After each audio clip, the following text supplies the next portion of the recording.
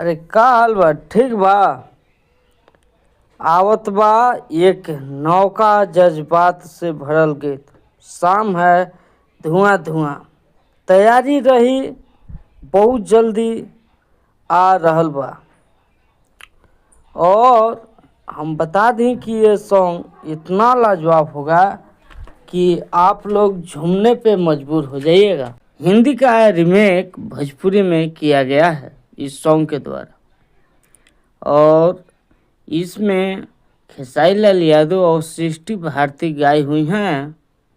T series हमार Bhojpuri channel से इसको रिलीज किया जाएगा। पोस्टर आप लोग देख पा रहे होंगे।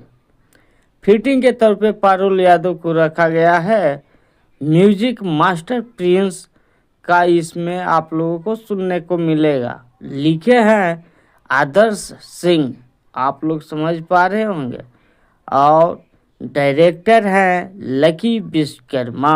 बहुत जल्द आप सभी लोगों के बीच टी सीरीज हमारे भोजपुरी चैनल से बहुत बड़ा सॉन्ग के साथ खेसारी लाल यादव आ रहल बाना। तैयार रही जा।